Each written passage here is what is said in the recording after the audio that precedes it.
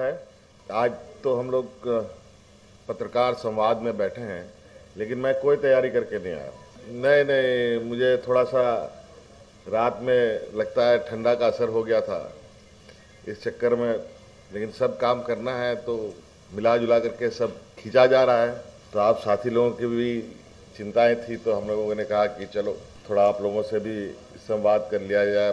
भागम भाग में बहुत सारी बातें, आप लोगों की इच्छाएं थी, वो नहीं हो पा रही थी, तो हमने सोचा कि कुछ वक्त आप लोगों के साथ भी बिता लिया जाए, क्योंकि आप लोग भी बहुत अहम कड़ी हैं कि ये सरकार गांव से चलेगी, गांव के लोगों की भावनाओं के साथ चलेगी, राज्य की जनता की भावना के साथ चलेगी। कई चुनौतियां आई इस बीच में, अभी भी चुनौतियां हैं, ऐसा नहीं कह सकते कि सारी चुनौतियां खत्म हो गई।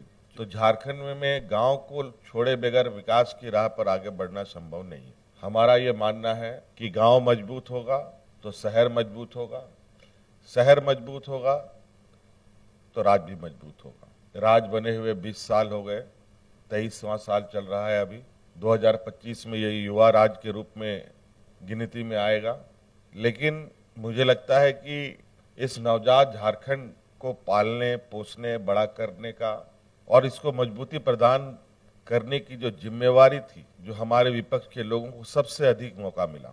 लेकिन आज ये कोई नहीं कह सकता कि आने वाले 25वें साल में झारखंड इतना मजबूत हो चुका है कि ये हर चुनौती से लड़ सकता है। आज इस झारखंड की आत्मा को, इस झारखंड के जड़ को हम लोग निरंतर प्रयासरत हैं कि जो इसमें कमियां थी या कमजोरियां थी उसको खत्म किया जाए और आगे बढ़ाया जाए।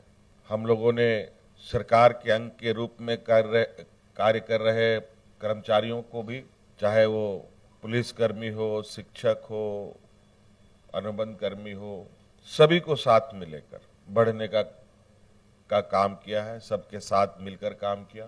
आज हमारे राज्य के कर्मी और देश के लगभग सभी कर्मचारी अपनी पुरानी पेंशन को लेकर आए दिन चिंताओं से ग्रसित होकर सड़कों पर उतरते हैं।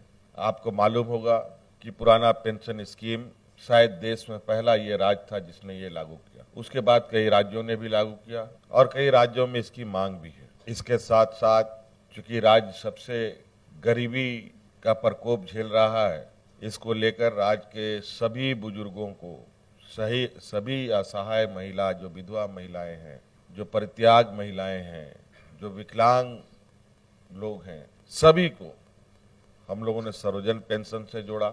मुझे लगता है कि इस राज्य की जो पहली प्राथमिकता होनी चाहिए थी वो सामाजिक सुरक्षा पर होनी चाहिए थी, तो उसको भी हम लोगों ने बल दिया। हमारी आने वाली पीढ़ी, हमारी जो छात्र छात्राएं हैं, उनकी छात्रवृत्ति की बढ़ोतरी की बात हो, सावित्रीबाई फुले योजना से बच्चियों को सशक्त करने की बात हो, मरांगोंग के जयपाल सिंह पारदर्शी छात्रवृत्ति से विदेशों में शिक्षा ग्रहण करने की बात हो, किसान ऋण की माफी की बात हो, मुख्यमंत्री रोजगार सृजन योजना के माध्यम से स्वरोजगार उत्पन्न करने की बात हो, विभिन्न पदों में सरकारी नियुक्ति की बात हो, विभिन्न पदों की नियुक्ति की नियमावली पहली बार बनाने की बात हो, कई सारी चीजें हैं। उत्कृष्ट विद्यालय बनाने की बात हो राज्य के अंदर।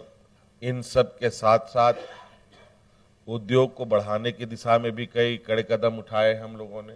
आपको मालूम होगा कि झारखंड देश का पहला ये राज्य होगा जहां हाइड्रोजन से चलने वाला इंजन का निर्माण किया जाएगा, जिसका इकरारनामा हम लोगों ने टाटा कंपनी के साथ किया है। कई उद्योग का एक्सपेंशन भी हम लोगों ने करने का काम किया और कई सारी चीजें हैं जो पाइपलाइन में है, जो बहुत जल्द आपको दिखेगा। रांची जैसे शहर में चारों तरफ फ्लाईओवर का आप जाल देखें, जिस तरीके से आज ट्रैफिक जाम में हम आप सब फंसते हैं, इसको निजात दिलाने के लिए हम लोगों ने बड़े पैमाने पर काम शुरू कर दिया है। तो कई ऐसी चीजें हैं, तो मुझे लगता है कि मोटा मोटी कुछ बातें हैं जो हमने कह दिया है। बाकी इन्हीं में से कुछ और भी सवाल आएंगे, उसमें जुड़ जाएंगे हमारी बातें।